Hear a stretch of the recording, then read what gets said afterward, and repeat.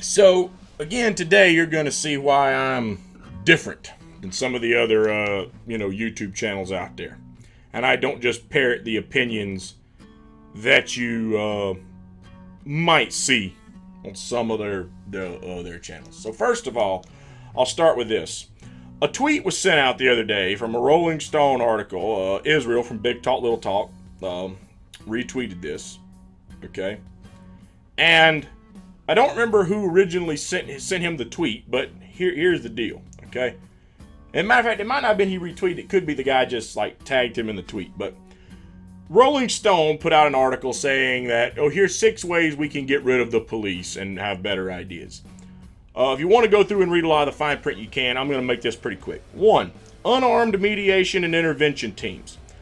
And right here in the beginning, unarmed but trained people, often formerly violent offenders themselves, patrolling their neighborhoods. And they go on to list how this is already being done in Detroit and a couple other places.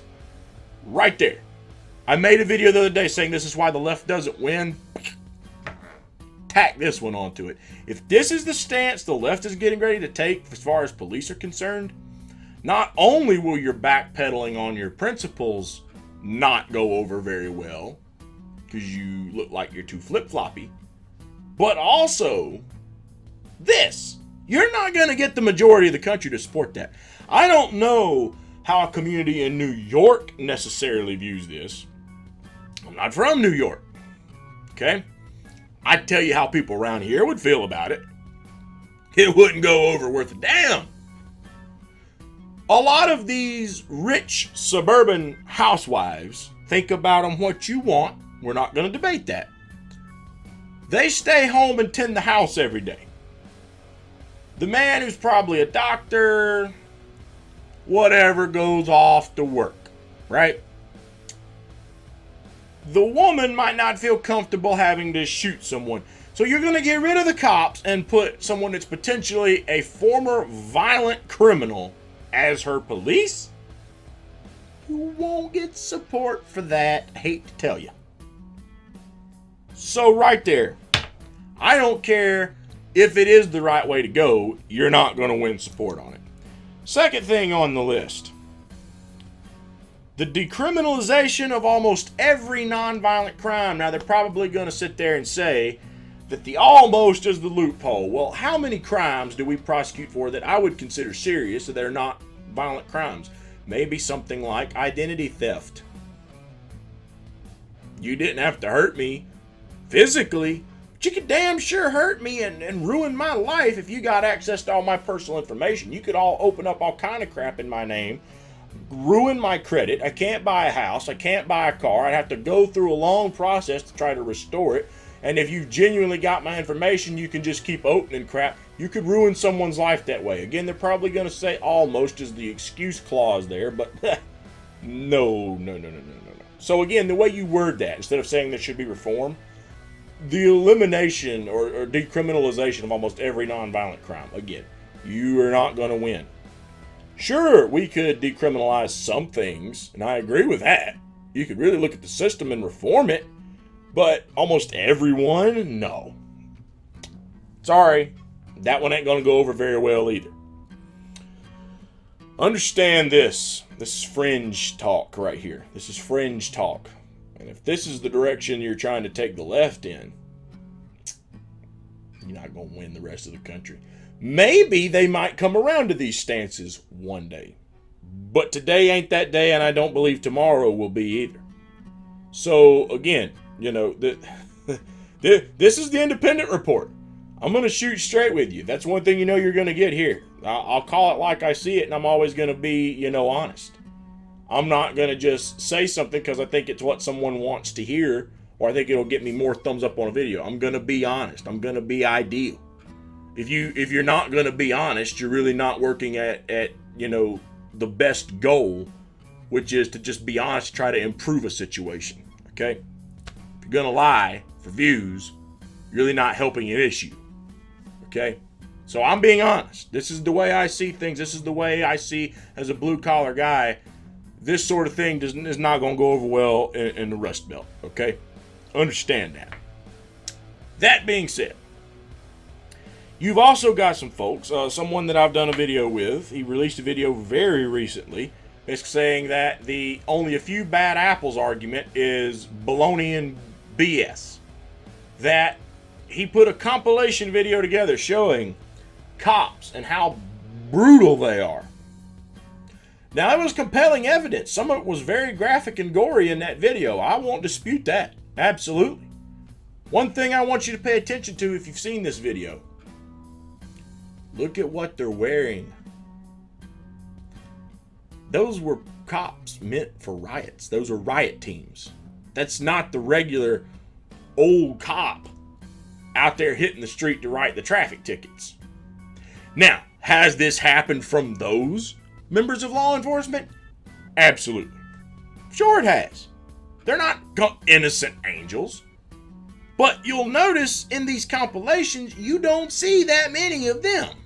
You're looking at the riot teams. Now I will deflect back to something that I've already made in previous videos, point-wise. You've got a lot of people out there who want to get into law enforcement, military, etc., because they are just gung-ho and want to fight all the time. That's their mentality. That's what they want to do. So they join. I've said one of the biggest reforms is making sure that police understand their community, first of all, and second of all, being more picky and choosy about who you let in. You don't want that guy. I don't want that guy to be my cop about as much as I don't want the former violent criminal to be my cop. Now, that former violent criminal might be an all right guy to sit down and have a drink with. Even that gung-ho guy, maybe I could sit down and have a drink with him and we could talk about other things and get along. But I don't want them to be my law enforcement because there's problems with both. One's going to let something potentially get to his head too much, while the other, we don't know where his mind's at. We don't know why he committed crimes. Maybe it's because he had a bad situation. Maybe it's because he loves to do harm and he's lying so he can get in as a position of authority to some degree and be able to do harm. I don't know, but you open that window for opportunity there, period. So it's not a good scenario. And that's why you won't win voters. Likewise, I don't want that gung-ho guy as the local cop. I don't want him in law enforcement, period. You need to be more even-toned and be able to let your mind judge on what to do. That's what you need. You need someone that's calm, doesn't let emotions rush to their head. Some people can't help that. And some people don't even do it out of a reflex. They just want to pull that trigger. Some people are genuinely that way. I've met them. I've encountered them before. They're that way. Period. They need to be more choosy about who they let on team. So that's a reform that needs to be made for sure. But again, if I was this violent dude, where would I try to go in law enforcement? I wouldn't want to be the guy writing the traffic tickets. I wouldn't want to be the cop that just responds to the everyday, police call on over the radio. I would want to join those riot teams because that's where all the action's at. That's where I'm going to get to go out there with a big baton and bust people over the head and spray tear gas and hold my riot shield. See, that's where all the action's at, and that's what they want. So again, there needs to be a reform there. I will not dispute that. I 100% agree with that. But this tarnishing of the police as a whole, you're not going to win voters. And the rest of the world, the United States, and a lot of these blue-collar communities does not agree with your take. There's a lot of blue-collar communities where we don't have a lot of this, where the communities and the police can coincide with each other. Also, understand this about law enforcement today while you're tarnishing everyone.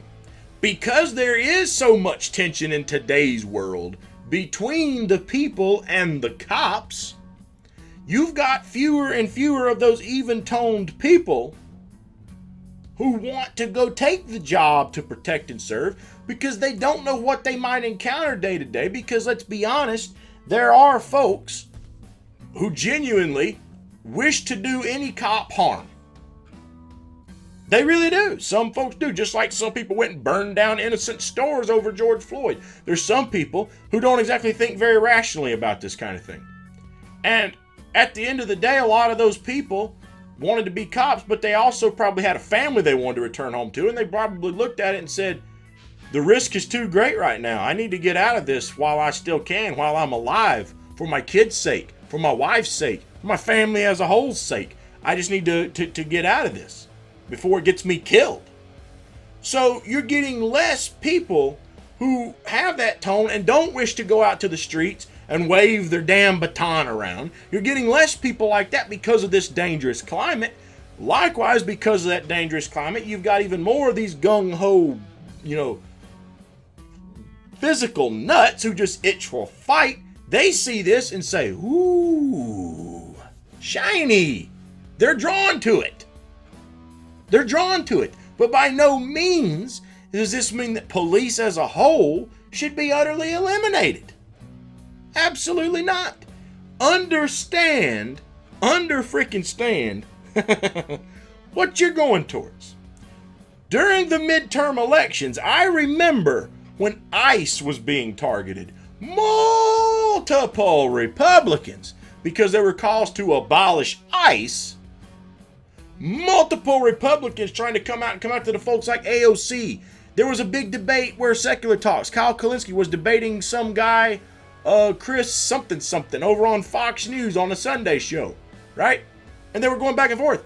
And because of abolishing ICE, you had that one guy saying they want to abolish law enforcement. And Kyle Kulinski fought back. No one's talking about abolishing law enforcement. Ta-da! You gave them what they claimed you've been trying to do. Now you give that far right the ability to make the case you're a bunch of anarchists who want to completely abolish law enforcement. They've got their talking point. You're handing it to them on a silver platter. Even though Kyle hasn't said this, understand this isn't exactly coming from the true independents or the right. This is coming from groups on the left only. So a lot of these things the right have been saying about the left this entire time, that some people said, ooh, do they really support that? I wonder. You denied it once. Now you're going for it. Not going to win elections. Not gonna happen. You won't win elections. You won't win support. You're just gonna go further and further and further and further out to the left and lose more and more and more and more and more people who don't think we should become so far to the right or the left. We need to kind of come back to a people's centrist, not a corporate centrist. Not someone who wants to be centristy for Wall Street, but someone who wants to come from both sides to do what's best for the people. They want to see bipartisanship that actually helps the people out, not corporations or special interests. And unfortunately, that's the only real bipartisanship you get today. So if people say that bipartisanship doesn't go over well, bullshit. If it's bipartisanship that's going to help the people, it will poll well. If it's bipartisanship that helps Wall Street, that doesn't poll well. Check the numbers. So these little fringe arguments, you're not going to win elections, you're not going to win support, and you're only giving the other side their talking points to make sure that you don't win those elections. They've got all the ammunition they need. You're not going to get support for this kind of thing. And again, I will also say this too. Even though there are crooked cops, even if there are a lot of crooked cops, there are still those who genuinely are good people and are just trying to serve their communities. And they put their life on the line when they go to work every day. It's a risk they took when they took the job, but it's just like serving your country in the military. Risk you're taking. The war they send you to, you might not agree with, we might not agree with, but by God, you're putting your life on the line. And you're serving. Even if we don't agree with the fact you had to go do it in Afghanistan or Iraq. You went. That should garner respect. Even if you come back and you are the biggest asshole on God's green earth and no one can get along with you for more than 5 minutes, you're just that much of a prick, you at least deserve the respect that you were serving your country. That goes for a lot of these cops out there too. Now, if you're just joining the police to go off and kill, I would say the same thing even for some vets. If they join for the wrong reasons, they deserve to be held accountable to that. But just because you have that does not mean you tarnish the entire group. That's just like saying because there are troops who join just to go off and kill, every veteran is nothing but a murdering piece of shit. That is bullshit. And they do deserve the respect. So I don't agree with this overall complete tarnishment of the police. That sort of thing does not go over in blue collar America at all, and you will not win votes from blue collar America taking it that far off to one political wing. You won't get the support. You won't. You won't. Sorry, it's not gonna happen. And if it's time, if you really want to start seeing some changes, you start really focusing on the problem and trying to actually do things that would work and fix the problem. This sort of thing is just a bunch of fringe talk that's going to get you nowhere.